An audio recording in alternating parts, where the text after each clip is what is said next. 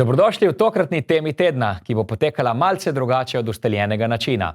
Poletje je že tik pred vrati, kar je znak, da se večina športnikov po naporni in dolgi sezoni odpravlja na zaslužen počitek. Za vas smo pripravili kratek pregled letošnje sezone primorskih športnih kolektivov. Nekateri so bili s končnim rezultatom zelo zadovoljni, nekateri pa so povsem zamočili. Pregled začenjamo s svetovno najpriljubljenejšim športom nogometom.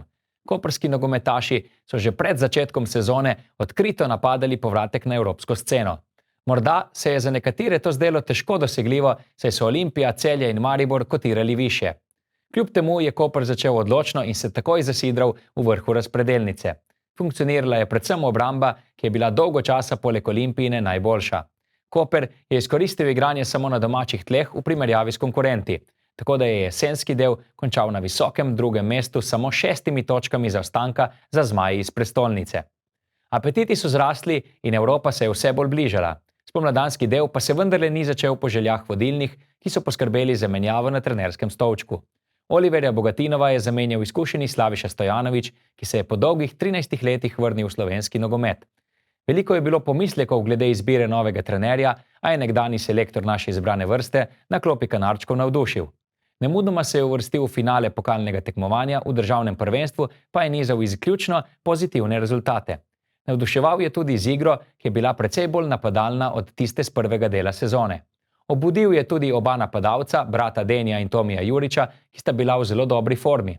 Slednji je bil z 12 goli tudi najučinkovitejši pri rumeno-modrih, samo 3 zadetke pa je zaostal za prvim strelcem sezone Raulom Florucem.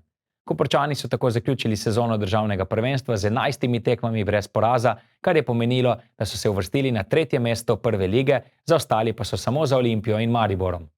Drugo mesto v pokalnem tekmovanju, ker jih je v finalu premagalo Celje, in visok položaj na lestvici sta pomenila uspešno sezono za koprske nogometaše in izpolnjen cilj, saj se bodo poleti borili v kvalifikacijah za konferenčno ligo, kamor bodo vstopili kot nosilci prvega predkola. Iz prve lige je ekspresno hitro izpadla lendavska Nafta, ki jo bo med prvoligaši zamenjal Aluminij iz Kidričevega. Nogometaši Jadrana iz Dekanov so v letošnjo sezono druge lige vstopili s ciljem po čim hitreje zagotovljenem obstanku, kar so si tudi zagotovili. Najučinkovitejši posameznik je bil Marko Josip Čavara, ki je dosegel 6 golov. V 16-članski ligi so Dekani osvojili končno 12. mesto, s tem, da so bili kar 10 točk pred predzadnjim Tolminom, ki je skupaj s Ptujsko Dravo odšel v 3. ligo. V 3. ligi pa bo naposled še naprej igrala tudi Izola, kateri se je letos nasmihal povratek v 2. ligo, kjer je nazadnje igrala leta 2009. Prvak Dob je že predčasno, tako kot tudi lani, napovedal, da jih igranje v ligi više ne zanima, tako da sta se za mesto v 2. ligi borile Izola in Jesenice. Izolani so skozi celotno sezono kazali kar dobre predstave, ki so jih ohranjale v vrhu, slabšo rezultatsko krizo pa so rešili tudi z menjavo trenerja, ko je Vlada Badžima zamenjal Aleksander Rodić. Trenutek odločitve je predstavljal neposredni derbi na Gorenskem, kjer so Izolani vodili z 2-1, na koncu pa v sodnikovem dodatku izgubili s 3-2, kar je pomenilo, da Izolanov vsaj zaenkrat še ne bomo spremljali v drugem kakovostnem nivoju in se tja selijo Jesenice. Čeprav nogometni klub Piran nima članske ekipe, pa so minuli konec tedna v klubu praznovali pomemben mejnik. Na 100. obletnici kluba so se na stadionu pod Obzidjem predstavile številne mlajše selekcije, ki nakazujejo svetlo prihodnost. Vrhunec večera je bila prijateljska tekma med zlato generacijo Pirana ter veteransko reprezentanco Slovenije. Na dogodku se je zbralo veliko obiskovalcev, tudi navijaška skupina Gusari, kar je le še en dokaz, kako radi imajo Pirančani nogomet. Slovenska Istra ima poleg Kopra vendarle še eno prvoligaško ekipo, in sicer v ženskem nogometu, saj se z najboljšimi meri ekipa z Gažona. Tako kot lani so tudi letos mlade igralke nabirale izkušnje in v zaključku sezone prišle do prvih točk. Doma so namreč premagale Aluminij ter vzele točko mariborskemu Taboru. Kljub temu so zaključili na zadnjem mestu, kar je med sezono privedlo do menjave trenerja, saj je Roberta Zirensteina zamenjal Simon Jerman. Na tem mestu velja omeniti, da ima Gažon eno izmed najboljših mladinskih šol v Sloveniji. Mi smo začeli tako prvi na obali. Začeli smo s temi puncami, ki zdaj se lahko pohvalimo, da so punce igrajo v prvi ligi. Imamo Začeli smo od 13, pol 15, po kadetkinje, zdaj smo še članice, zdaj imamo trenutno 3 selekcije.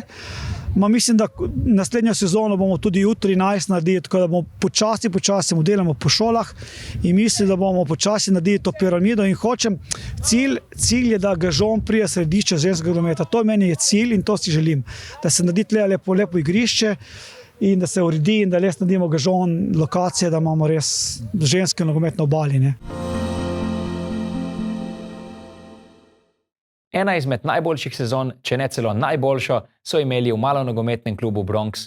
Škofjoti, ki so se lani komaj rešili izpade iz prve lige, so bili letos od začetka sezone tik pod vrhom razpredelnice, samo za favoriziranima Dobovcem in Vrhniko. Redni del so končali na 3. mestu in si tako preigrali krasno izhodišče za nadaljevanje prvenstva. V četrtfinalu so potem premagali Ekstrem iz Sodražice, kar je pomenilo, da so se 5. v zgodovini uvrstili v polfinale. Tam je bil premočan vrhniški Siliko, ki je letos tudi osvojil zgodovinski prvi naslov. Za 3. mesto so se Bronxi pomerili z Dobrepoljem in ga premagali 4-2 in 6-2 in drugič v zgodovini osvojili bronasto medaljo, prvič po sezoni 2005-06. Pri Škofjotih se je najbolj izkazal Aleksander Stanič z 20 goli. Da je bila sezona zares odlična, pa so Primorci poskrbeli tudi v pokalnem tekmovanju, ker so prišli vse do finala, kjer jih je premagal Dobovec. Košarkarji Portoroža so letos v sezono krenili z visokimi cilji, a so hitro padli na realna tla. Slab začetek je odpihnil Adina Kavgiča, povratnik na trenerski stolček Denis Nussdorfer pa je za trenutek obudil pomisleke o igranju v končnici tekmovanja in morebitni uvrstitvi v prvo ligo. V zaključku sezone so potrebovali mini serijo zmag, a je poraz z Novo Gorico razblinil sanje o izpolnitvi osnovnega cilja začetka sezone. Posledično so Portorožani igrali v ligi za obstanek, ki so si ga s prvim mestom tudi zagotovili. Ključni sta bili zadnji zmagi, ko sta padli Litija in Janče. Prisluhnimo, kaj je po sezoni povedal kapetan David Vac. Glede na to, kako je bila turbulentna sezona letos, bi rekel, da sem kar zadovoljen z zaključkom. Smo uspeli ostati v drugi slovenski državni ligi. Tako da ja, ampak definitivno cilji na začetku sezone so bili višji. Želeli smo si tega play-offa in nekako napada na vrh. Ja, se ni šlo. Ja, začeli ste malce slabše, potem je menjava trenerja obrodila sadove, na koncu vam je nekaj zmanjkalo. Kako hud udarec je bil, da niste šli v ligo, v play-off? Mislim, s fanti smo vedeli, v kakšni situaciji smo se znašli, tako da smo iz tega poskušali izveti največ. Na koncu nam je to, nažalost, malo zmanjkalo. Tako da ja, veliko emocij različnih, tako da mislim, da, ja, kot sem že prej rekel, smo kar zadovoljni s to sezono, kako se je razpletla na koncu. Ja, dvorana v Luciji je prenovljena, letos je bila tudi velikokrat lepa kolesa, tudi spomnimo se tiste tekme z Ilirsko Bistrico, potem nekaj časa prazne tribune. Sami ste rekli, da ste si najbolj zapomnili tekmo s Slovanom. Zakaj? Ja, v bistvu res nekako tistih 5 tekem prepovedi je pri nas, igralcih in strokovnem kadru, res pustilo neko praznino, bi jaz rekel. In potem, ko se je v bistvu vse ta prepoved razpustila, je bilo res nekaj neverjetnega videti navijače spet v polno dvorano. Res smo dobili nek nov zagon za konec sezone. Ja, v ligi za obstanek je bilo potem zelo napeto, več ekip se je borilo za obstanek, na koncu vam je uspelo. Kako se spominjate tiste zadnje tekme z Jančami? V bistvu pred zadnjo tekmo z Jančami smo bili vsi zelo napeti. Vedeli smo, kaj nas čaka, kaj želimo opraviti na tej tekmi in potem smo v bistvu prišli, stopili skupaj in izvedli plan, tako da smo nekako opravili z Jančami že v prvem polčasu in si zagotovili obstanek. Kakšen je cilj Portoroža v naslednji sezoni? Morda naskok na prvo ligo? Definitivno play-off in naskok na višja mesta, tako da to je to. Košarkarji Kopra že nekaj časa igrajo v 3. slovenski ligi. V letošnji sezoni so imeli v rednem delu kar nekaj vzponov in padcev, a so se kljub temu uvrstili v končnico. Zato je bil zaslužen predvsem dober zaključek. Kot šestovrščena ekipa Zahoda so se v osmini finala pomerili s Konjicami, ki so bile na vzhodu na visokem 3. mestu. V dvorani Srednje tehniške šole Koper so Koprčani dobili prvo tekmo s 15 točkami razlike, kar je bila dovolj velika prednost, da poraz na Štajerskem 4 točkami ni bil usoden. Tudi prvo četrtfinalno tekmo so na domačem igrišču dobili, saj so padli favorizirani Troti. Ti so na povratnem obračunu za zaostanek 3 točk z prve tekme preobrnili že v uvodnih minutah in na koncu zasluženo slavili, kar pomeni, da bomo Koper tudi v prihodnje spremljali v 3. ligi. Selimo se na rokometna igrišča, kjer je bilo v letošnji sezoni malo razlogov za veselje. Obe moški ekipi, tako Koper kot Izola, sta presenetljivo izpadli, medtem ko sta bili njuni ženski ekipi na zadnjem in predzadnjem mestu 7-članske 1. lige, a zaradi majhnega števila ekip nista izpadli. Koprski rokometaši, ki so v zadnjih letih vselej krojili vrh slovenske lige, so se letos opekli.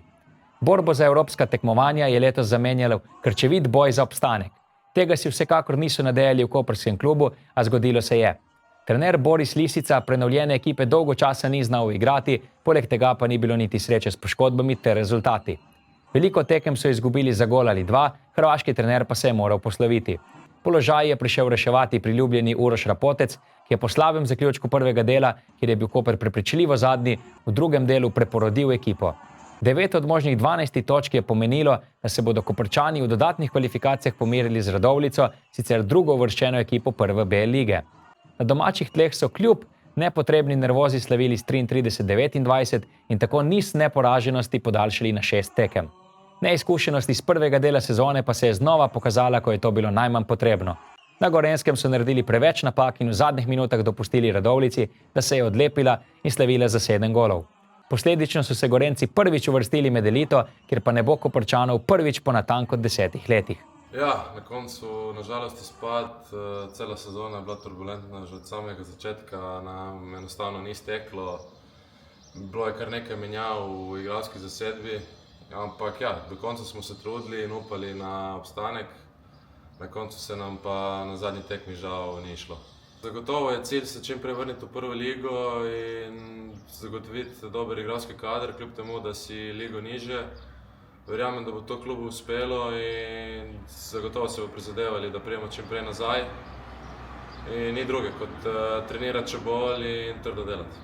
Slaba sezona je doletela tudi Izolo, ki je kar nekaj sezon že odigrala tudi med prvoligaši. V zadnjih sezonah se je borila za povratek med elito, vselej pa je bila v vrhu. Letos pa ni steklo od samega začetka. Slabi rezultati in samo 3 zmage v sezoni niso prinesli nič dobrega, čeprav sta zmagi nad prvaki Škofljice ter 4. Ljubljano za trenutek ulili upanje po obstanku. Skupaj z Veliko Nedeljo in Kočevjem so se poslovili od 2. lige, trenerja Petra Mičoviča pa bo zamenjal Aleš Štavar, ki bo prvič vodil člansko ekipo. V naslednji sezoni bodo tako Koprčani kot Izolani glavni favoriti za hiter povratek v ligo više. Rokometašice Izole so po uspešni lanski sezoni, ko so igrale celo v evropskem tekmovanju, letos precej optimistično napovedovale sezono, a se je zalomilo. Nekaj slabih rezultatov in hitro je postalo jasno, da bo v boju za uvrstitev v ligo za prvaka zelo težko. Kljub temu so Izolanke samo 2 točki zaostale za Litijo in morale so se sprijazniti s spodnjim delom lestvice. Tam so igrale tudi Koprčanke, ki so se letos vrnile med elito po dolgem času. Čeprav so v rednem delu odigrali nekaj dobrih tekem, jim na koncu vedno nekaj zmanjkalo in vknjižile so samo 1 točko. V drugem delu so bile varovanke Željka Zirduma prerojene, osvojile so celo več točk kot Ptujčanke in Izolanke, a so bile na koncu vseeno zadnje, 7, tik za 6 Izolankami. Vsekakor je bil drugi del sezone za Žurt Koper dobra popotnica za naslednjo sezono. Če gledamo v globalu, mislim, da je bilo pol na koncu čisto v redu.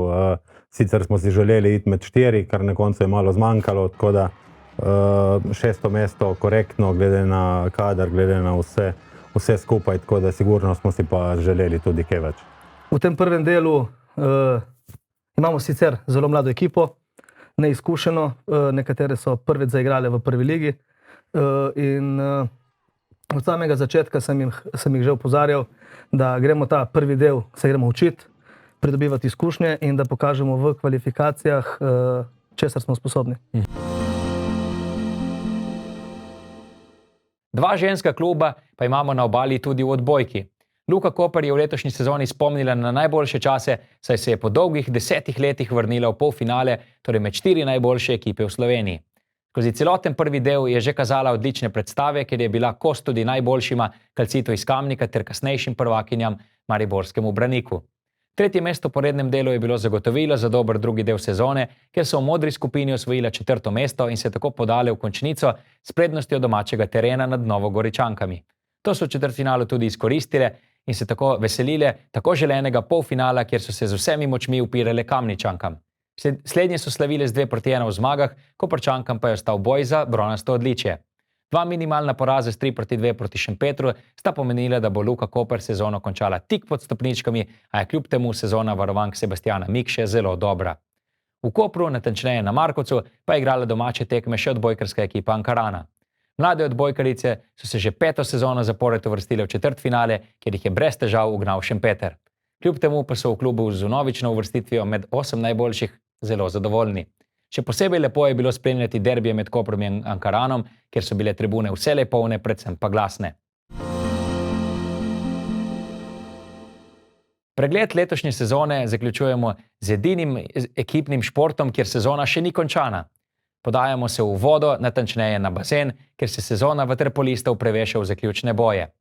Koprski vaterpolisti so redni del državnega prvenstva zaključili na 4. mestu, kar je pomenilo, da so se v polfinalu na 2 dobljeni tekmi pomerili z ljubljanskim Slovanom.